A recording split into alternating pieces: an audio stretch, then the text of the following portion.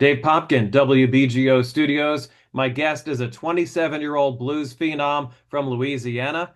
His second album and his first for Alligator Records is entitled Talkin' Heavy, and it's coming out this week. It's going to put him on the map, for my money, one of the top blues records of the year. It's my pleasure to welcome DK Harrell to WBGO. How you doing? Thank you. Thank you so much for having me, Mr. Pop. Absolutely. Um, we just met last week for the first time in Syracuse. You were playing the New York State Blues Festival with your Three Kings lineup, Chris Kane, Albert Castiglia, your normal band as well. Yes. Fantastic show, joyful, people rushing to the front of the stage. I haven't seen anything like that at a blues show in a while. Can you just talk about that night, first of all? And then, secondly, you got very emotional at the end when you talked to the crowd. Why was that? Oh, well, the performance that the song that I did, Six Silver Strings, is of course a BB King song. Um, and it was on like his 50th album, if I'm not mistaken, 50th or 40th album. And that song was a song that resonated with me during my times of homelessness. I was living out of my car 3 years ago and struggling to find work and etc. And at the time, I feel like all I had was my guitar. And that song, Six Silver Strings, that stuck with me. And of course, when he sings that song, he's singing it in more of the nature of, you know, his guitar is all he has until he can see his physical woman again. Whereas I took the song as in, instead of a woman, me, I can't see daylight at the time. I can't see another good day coming, but all I have is these six silver strings. So that's how I took the song when I was, in this state, and it just brought back memories, and not in a sense of like hurt or pain, but just just being happy that I overcame it and I'm in a better position. Um, it's a beautiful song. It really is. It was a great performance of it. And I just talked with Carolyn Wonderland recently, and she kind of told me a similar story where she lived in her van for 2 years, even though she was gigging like 200 or 300 shows a year. She couldn't afford a place to live. And people don't understand how hard it is to get going as a musician and to kind of make it, quote unquote. It's incredibly hard. It is. How have the last couple years turned around for you? Like what turned it around? Well, what really turned it around for me was um, in 2023. My manager and I, Michael Kinsman, were trying to figure out how to get me more shows for 2023. I had done a few festivals, like Jazz Fest and things of that nature in New Orleans, but we wanted something a little more, I guess say just a little more promising and a little bit bigger. And so my manager took a chance on a festival called the CERN Blues Festival.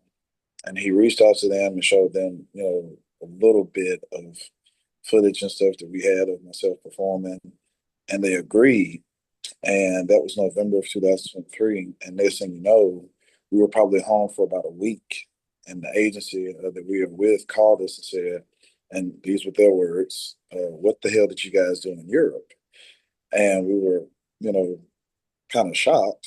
And we were like, what are you talking about? He was like, we're getting calls left and right. What did you guys do? And what happened was that when my band and I went to Switzerland and performed at this festival, we did the VIP sponsor party, and then we performed at the actual festival, which they were held in the same room, the same casino, or the same hotel and everything. And they had told everyone that, and this actually happened, that when it comes to the VIP sponsor part of the festival, no one ever gets a standing ovation. And we got a standing ovation for like 2 minutes. And then the festival or performance was so good that the president, which I think his name was Mark, he was actually adding time to our set as we were performing, which was very funny to us because I told my manager, I said, just flash us how much time we have left. And so he flashed us like 25 minutes. And then we performed and he flashed 15. And then I looked at him again and he flashed another 25 minutes. And I was like, it's not making sense. And so when we got through performing, I said, what? I said, how did we have 25 and 15 and 25 again? He said Martin kept changing the time. He kept adding time to your set. And I was like, oh God. But Lucerne just kind of really put us on the map for Europe, and of course the Little Village Foundation put us on the map with the first record, The Right Man, and all of this happened within the same year. So it was just kind of like a instant moment of just blowing up in different ways. One of the principals, I believe, in Little Village is Jim Pugh, who plays keys on your album, organ, piano. He's played with everybody, John Lee Hooker, Van Morrison, you name it. Most notably for me as a big Robert Cray fan, 14 years in the Robert Cray band, on the road, writing songs, all that stuff. I get the feeling that Jim is more than just a sideman and a songwriter for you. Oh yeah, Jim is. I actually consider Jim a very close friend. If he's in my area, we hang out. If I'm in his area, we hang out. We talk on the phone for sometimes hour and a half, 2 hours, 3 hours, just whether if it's music related or just shooting the crap. And he's Jim is very fun to be around. He reminds me of like a grandfather in a sense, but a very fun and expressionable grandfather.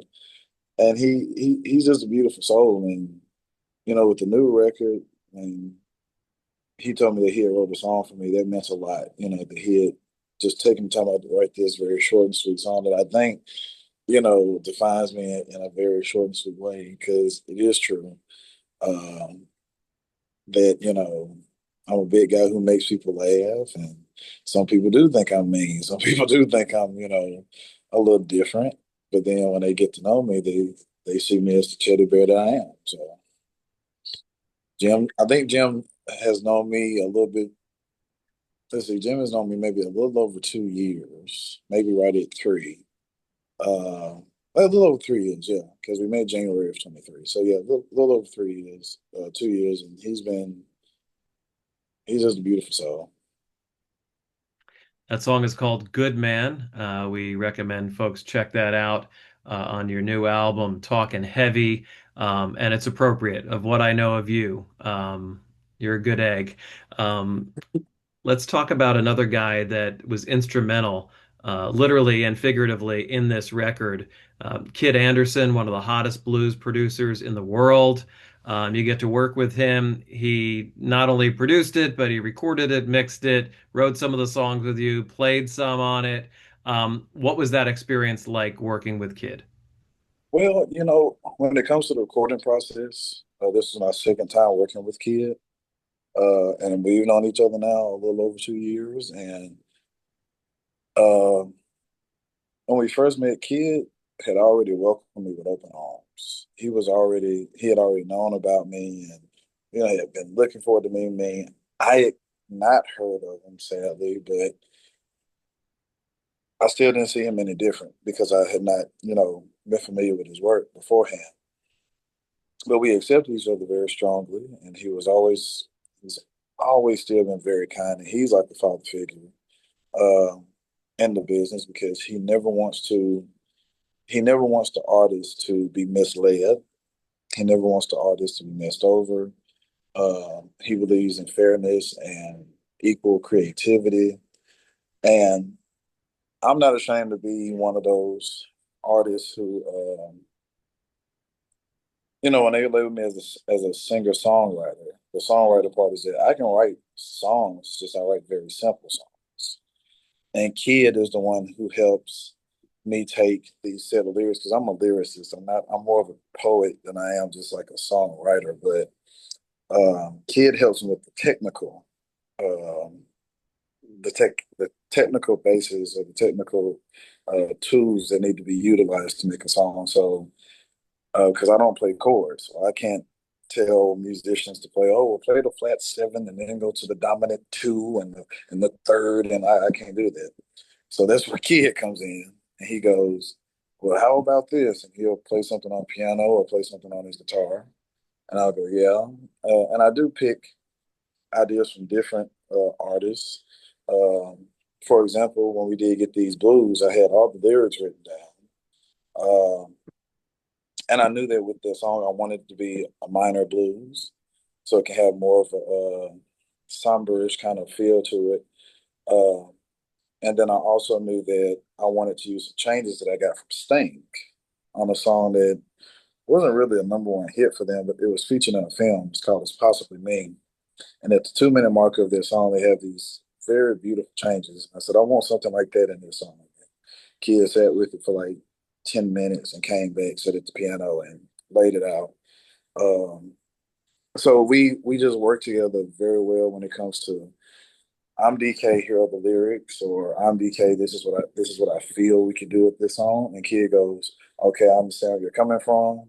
Let's make this cake. You know, you gave me the ingredients for the cake. Now we got to make it. You know, and he's just very fun to work with. If you guys are this if we could, which we're not, if you guys could listen to the outtakes of our recording process, it is some of the funniest, stupidest things in the world. Because he's the type of engineer or producer that will just keep the recorder going.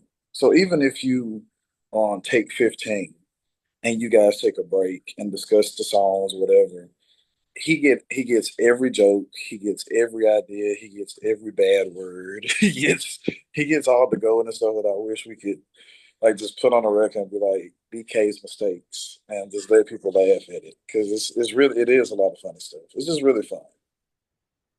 Have to have fun while you do it, and you certainly do. You're joyful up there on the stage.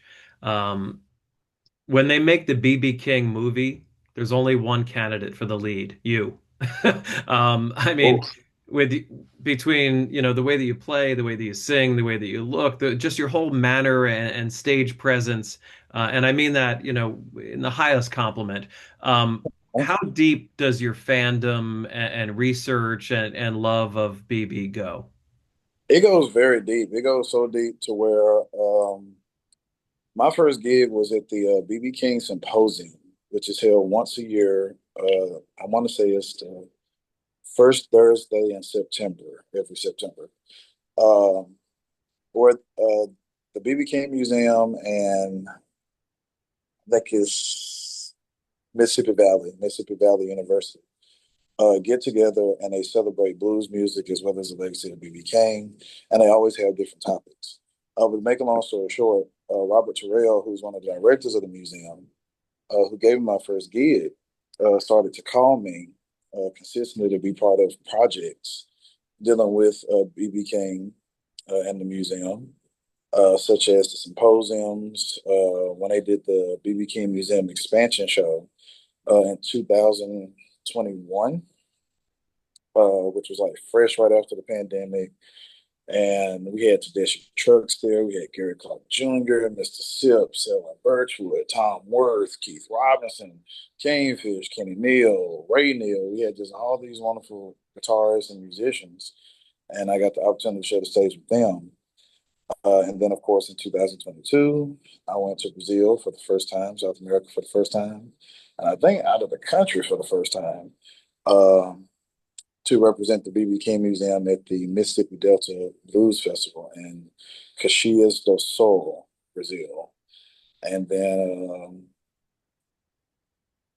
I got featured in some other projects dealing with the BB King Museum. So I've kind of like have become like an ambassador with the museum, and they give me all types of privileges, like going into the archives room. So I get to see stuff that's not necessarily on display. Um, I even donated a friend of mine named Priscilla Warwick or Warswick, who lives in the Northeast, I believe. She used to live next to Sonny Freeman, who was BB King's drummer for like 13 years. Hmm. And he gave her a lot of stuff from when he was on the road with BB in the 70s. And so I took some of those pictures and publicity shots and stuff, and I gave them to Robert Terrell, and I was like, "Hey, this needs to be in the museum because nobody really, focuses on the side of the Sideman association with BB." Uh, and so when I say I'm in depth, BB, and I've had people ask me, well, some people consider you a BB King copycat. How do you feel about that? Or some people say you want to be like BB King. How do you feel about that? And I'll be honest with you. I tell people all the time, Mike Tyson wanted to be like Ali. At one point in time in history, Muhammad Ali was the greatest of all time. And after that, at one point in time, Mike Tyson was the greatest of all time. And I feel like if people compare you to the greatest or someone who is great or one of the greats, I feel that's more of a compliment than an insult or a bad thing. And it's not saying that you are not being who you are. Um, and some people get tired of comparisons, but I also bring this up to people. There's probably a million young white kids, especially young men, young white men who want to be Stevie Ray Vaughan, but nobody complains at all when they start playing Stevie Ray Vaughan. So I feel like, to an extent, I feel like some of it is slight, envy, because I can't lie. BB style of playing is one of the hardest styles to play because it's so focused on time and phrasing. And it's, as for Stevie Ray Vaughan, he could play a million licks, But as for BB, he could hit your soul with just two notes. And that's all he needed. And that's a hard thing to do. Um, so I mean, at the end of the day, I have nothing but pure love and respect for BB, his legacy, everyone who works at the museum, everybody who's been associated with him. I've become good friends with a lot of his side men that are still alive. Me and Tony Coleman, who was one of his last drummers and who had played with him for like 30 some years, we were literally just on the phone like 2 days ago. So I mean, I see what I have as a blessing and not a curse. It's not a curse at all. Not at all. And that's a great attitude. And he wasn't the king of the blues for nothing. I mean, he was just a force of nature. And you mentioned Sonny, who was also great, played on the Live at the Regal album and a lot of those big albums in the 60s.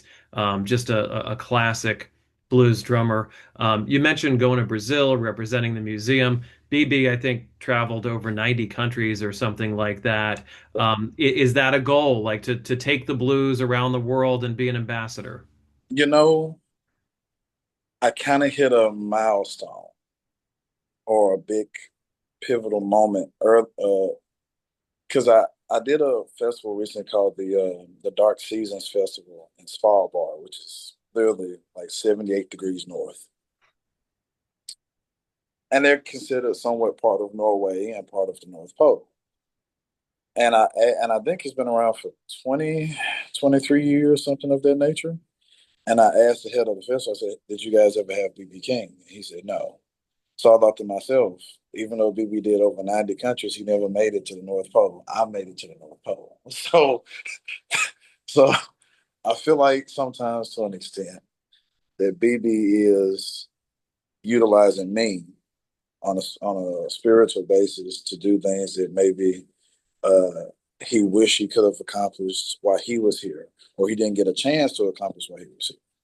So, of course, everything I do is in the spirit of being myself and in the spirit of BB's legacy. Because I always want to be a representation of his greatness, of his uniqueness, his gentlemanship, and his all around spirit. You got to meet him as a kid, right? Yes, January 19th, 2013, the Baton Rouge River Center Theater. Set in row S of the orchestra pit. Lil Ray Neal opened up for him with Tyree Neal. I think Tyree is his son on guitar, and the whole band that was made up that night was Tony Coleman, Ernest Van Treese on keys, Reggie Richards on bass, Walter Riley King on sax, Stanley Abernathy on trumpet, Boogaloo Bolden on trumpet, and Melvin Jackson was not there. And they had, of course, Charlie Tuna Dennis on rhythm guitar. And they were all in black tuxedos. And I believe BB King wore like a gray like a grayish, shiny tuxedo jacket. And I got a chance to go to the front of the stage at the end of the show, called out his name, and he looked down at me, and I said, "Mr. King, I got my hair." At the time, I had a conk. I said, "I got my hair just like you had it when when you was 26 in 1955." And he started laughing. And he said, "Well, the old man don't have much hair." I said, "I want to be just like you when I grow up." He goes, "Well, I don't think you want to be like the old man because the old man has made some mistakes, but I feel like you can do good and do well and just be yourself by doing so." And I said, "Yes, sir." And he stuck his hand out. I shook it. By the time I got to the doors, I started crying. And I have not been to any other person's performance like on my own free time since. That was, I could have died and gone to heaven. I know the feeling. It's when you get to meet your heroes and it works out well. There's nothing like it, and you'll have one of the ultimate compliments by being one of the headliners at his 100th birthday celebration in September. Correct? Yes, sir. Mr. Chris Pat, I think is his name. Young black man that works with the BB King Blues Club, reached out to me through Kimberly Horton, the president of the Blues Foundation. And he said, "How much would it take to get your band here?" And, I said, "Well, just get us 6 rooms and, this amount because I want to pay the fellas well because it's a one-off for us. We're just going out there and then coming back home." I said, "Do that." And I said, "And we'll give you," I said, "I promise you we'll give you a classic goods fun show." And he said, "Okay." And saw my name on the bill, I want to say a week or two ago.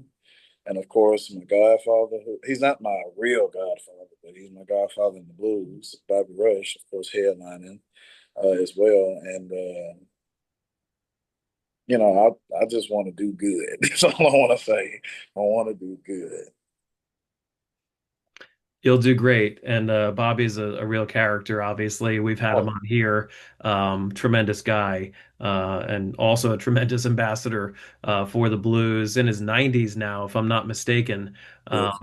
And still cranking out there and new records and all kinds of stuff. Are you a one guitar man like BB was with Lucille, or do you have multiple girlfriends at this point? Um, I have two. My guitar is named Crystal. It's named after my mother because I promised my mother years ago before I even had my first gig. I said, if I do music and I travel all over the world, I want to name my guitars after you so I can always have a piece of you with me wherever I go. And I have two crystals, which the brown one that you saw in New York is the first crystal. Really, it's the second crystal. The first crystal was actually sold to Mr. Sip. So Mr. Sip has a crystal just like it from '78.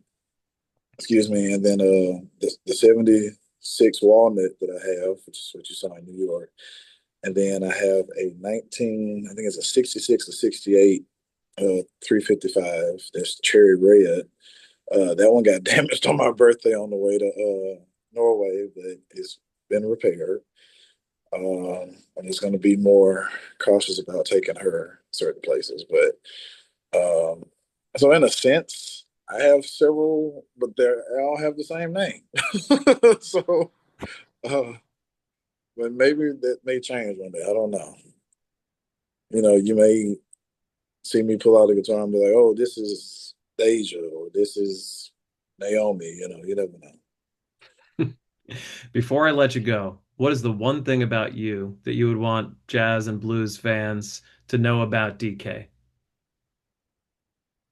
That if you come to a DK Harrell show or if you meet DK, he's always going to be fun and in good spirits and always smiling from ear to ear for the reason that he's just grateful to be alive and be in the moment. That's all I want people to know about me.